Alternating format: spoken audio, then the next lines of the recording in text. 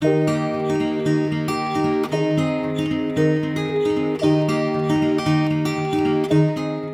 everyone, it is Tara and this is Adventure is Collins. Welcome back to my channel.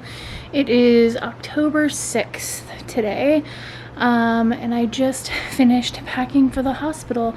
I am 35 weeks plus 6 days, so tomorrow I will be 36 weeks, and we are going in tomorrow for my C-section at 36 weeks, and I am not thrilled about it, honestly. The plan all along had been like 30, it started at 39 because it was a repeat C-section, and then it moved up to 38 because this is my 4th C-section, and then a couple of weeks ago, when I was 33 weeks, they suddenly realized that I had a classical incision last time on my uterus, and how they didn't know that, I don't understand, because they're the ones that did my last C-section. They did my last prenatal care, even though that was horrendous. I came away from that whole situation and that whole delivery with PTSD and medical trauma, and it's, I don't know, maybe sometime I can get into all of that mess of what happened with Maverick's birth story, but it was a lot. But they were the ones that handled my prenatal care, they're the ones that handled my delivery, and how they didn't realize until 33 weeks what kind of incision I had last time really boggles my brain. Like, even if you weren't on my team last time, like, did none of you, and I say this because their model is basically to have a bajillion doctors and a bajillion nurses, and every time you come in you meet somebody new, so that way you can't, build a relationship with anybody. How none of them had read my file or anything. None of them had bothered to look at my chart or my previous birth information at all. It wasn't until 33 weeks when I met another new doctor. She asked me about my previous birth things, and I let her know, and then she panicked and ran out to go talk to everybody, and then was like, okay, so yeah, we're not doing this at 38 weeks, we're gonna do this at 36 weeks and intentionally deliver a premature baby, which I feel is unwarranted. I understand that it's apparently, as of this summer, the new recommendation from the American Academy of Obstetrics and Gynecology, I think it was.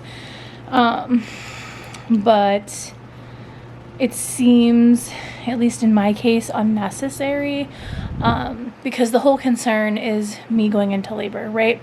So I've never gone into labor, not once. With Clarissa, my second child, I went all the way to 40 weeks, and they tried to induce me for a VBAC, and nothing happened. Like, they gave me Pitocin. I was on Pitocin for 24 hours. Not one contraction. They were trying to manually dilate me and do all of that stuff. Nothing happened. And I ended up with another C-section. Like, I've never gone into labor. I've never had contractions. Not even Braxton Hicks contractions. Nothing. Like, the odds of me just spontaneously going into labor, especially early, seems ridiculous to me. But beyond that, right, so the concern is that I'll go into labor, and if I go into labor, then your uterus starts contracting, and then I have a chance of uterine rupture, which, as they point out, would be catastrophic. If my uterus ruptured, one or both of us would die. So I understand that that's big and scary for them, but to me, like, I just can't imagine going into labor. Like, I can't imagine that ever happening. And then if I did, like, I asked, okay, if I went into labor, like, what is the chance of that? It's a 12% chance of uterine rupture if I go into labor. So I'm like, I don't know. The whole thing feels a little bit ridiculous to me. I told them that I would sign a thing against medical advice or whatever, just to push it out a week, just like 1 week, so that way she could be early full term instead of delivering her at 36 weeks premature. I'm like, look, I just want to get to 37 weeks. Like, I'd prefer 38 because I already have everything locked in with my in-laws. Like, they were coming. Everything was already arranged for them to be with my kids. Like, my husband was going to take vacation time, and it was going to be hunky-dory. But now they're changing the plans and moving everything up to where I'm delivering early during blackout dates at my husband's work. So we were initially not even going to be able to get him off work to be there with me. And then I had no one to watch my kids. And it's just like super stressful. And we managed, like, it took us a couple of weeks, but we kind of like hodgepodged a thing together and made it work so that we can be there tomorrow on the 7th. But I really don't want to go. And the whole time I'm like, can we find another date? Can we find another date? I'll go against medical advice. I'll sign whatever release you want. So that way you're not liable if something happens to me, like whatever. And they just keep insisting that there is no other time at all between then and the 20th, which would have put me at like 37 plus 6 or something. So there was nothing available. There was only, according to them, one day with one time, which is the time I'm going in tomorrow. There was nothing else available, nothing else coming available, nothing else would ever be available. And honestly, I don't know if I buy it. I just don't know if I buy it. Like, I would like to think they wouldn't lie to me, but I honestly don't. I don't know. I don't actually trust any of them. Just because of everything that happened last time. It was horrific. Like, I was having legitimate nightmares leading up to this birth right now, and like anxiety attacks and panic attacks and stuff. And when I tried to explain that to one of the various doctors that I met with, could not tell you their name, because I've only ever seen them the one time. But like, I was explaining to her that I have this trauma from my last birth and that I'm having nightmares about it, and her suggestion was to take Benadryl. Just take some Benadryl, you'll be fine. I'm not allergic to sleep. I'm not having trouble falling asleep. That's not what I'm saying to you. I'm saying to you that I have emotional trauma and physical trauma, and I'm struggling right now. And your suggestion is to take an antihistamine, which last I checked did not cure nightmares. So it's just like, I don't know. It's hard to feel like any of them care, or any of them are on my side or anything.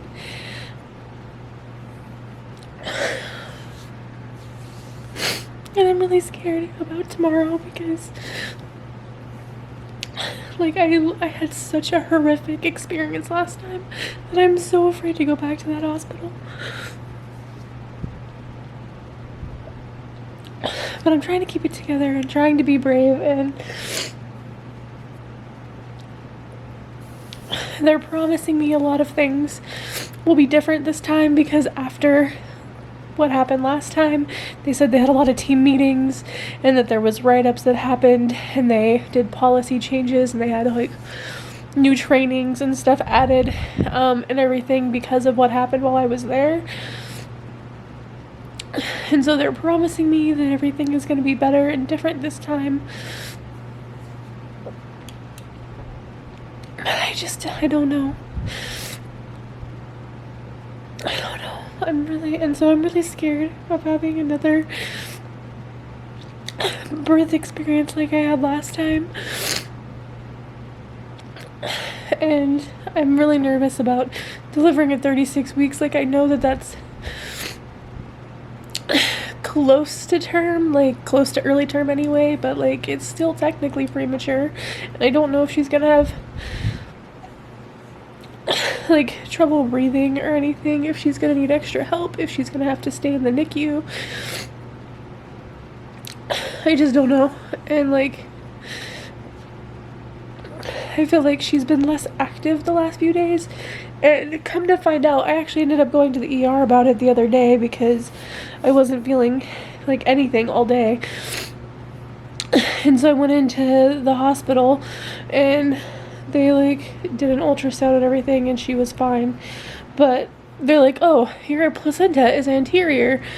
And I'm like, they're like, that's probably why you're not feeling anything. And I'm just like, what do you mean it's anterior? And he's like, oh, they didn't tell you it's anterior? And I'm like, it was, but they told me like months ago that it had moved like up to the top, like of the fundus or whatever. Like, it was up at the top of my uterus. Because I haven't been having zero movement the whole time. Like, I've felt her moving. I've gotten a few like little video clips of her moving, and you can see my belly moving and stuff, like, so I was really confused. And he's like, no, it's still fully anterior. Like, I don't know why they would tell you that it was up at the top, because it's not. So I'm like, okay, great. Like, another thing, right? Like, it just seems to always be something. Like, they never agree on anything. Like, all the doctors say different things, and they all have different opinions, but they're all the same team, which makes things impossible. And it's like hard to get any continuity of care when you're trying to talk to people about your issues, and none of them know what's going on because you've never met with them before, and they all just keep telling you different things, right? So anyways, long story short, I wanted to do a video because I haven't done one in a while. Things have been crazy, and once they told me I was moving everything up, it got crazier, and I was trying to get all of our house stuff done because I had been saving most of the projects that I had to do for baby and the house and everything. I was kind of saving most of it for the last month that I was going to do it all. Then, and I lost that entire month. It's all gone. So they, like, you know, they gave me 2 weeks to try to get everything done, and it's not all going to get done, but I'm going to do as much as I can. So yeah, so we go tomorrow for my C-section, and I am really scared.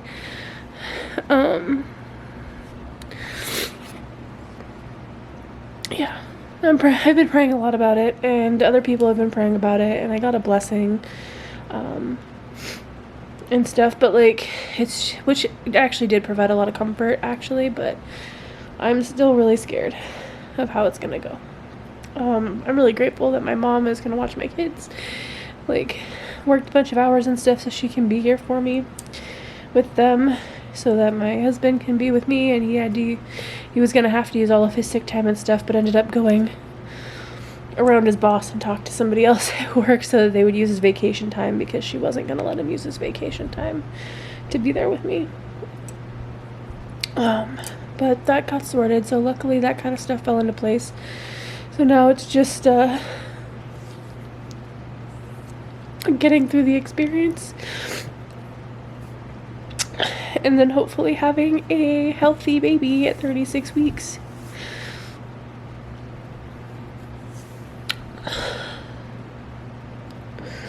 Sorry. I just, like, when I started this whole thing, I did not expect to be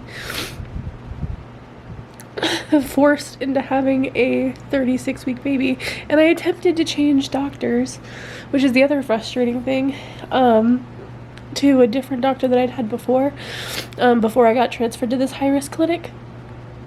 I tried to go back to him to, like, kind of beg him to help me, and he agreed to help me. Him and another doctor were going to do my surgery at a different hospital. At least he said that. That's what he said at the last appointment, but then, like, I wasn't meeting. My next appointment with him is on the 8th, so the day after tomorrow. And once they told me that I would need to deliver early on the 7th, I kind of panicked, and I'm like, I've been trying to call him and let him know, like, what they were saying, and see if he was going to give me a date, see if we could figure something out so that I could still deliver with him instead, because I was feeling a lot better about that, because I do not trust these people at all. Like, they gave me really terrible care last time, and they gave my son terrible care, but there's no other place to go. Like, it's where I get referred, and I have to go where, like, they refer me to, and where my insurance is accepted, and it's just a lot. So anyways, I'm gonna do that. I'm gonna go have a baby tomorrow, and I'm gonna try to stay positive and say it's gonna work out, that everything will be fine, that baby girl will be fine, and not let myself get too worked up. They did say that if my anxiety and stuff is too bad, that they can give me a sedative while I'm there to try to help me, so we'll see if I end up needing that or not. I'm hoping I don't, but anyways, this video has gone on much longer than I intended, but I wanted to catch you guys up. I did my COVID tests. I did some pre-surgery blood work stuff so they could see what my iron and like hemoglobin and things were looking like. I was negative for COVID, and it looked like my blood work was good. So we are a go for surgery tomorrow. Oh, that's surreal. Wasn't due till November 4th, but we will be having our baby on October 7th. So I doubt I will post anything tomorrow, but I will hopefully get you guys up a video of our new little one as soon as possible. Thanks so much for watching this video. If you liked it, please give it a big thumbs up. It helps my channel. It's tiny and I could totally use the support right now. And I will see you guys very soon. Bye.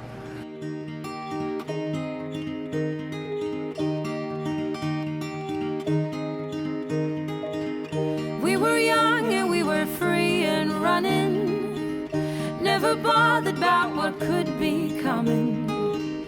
Every day we danced and life was smiling.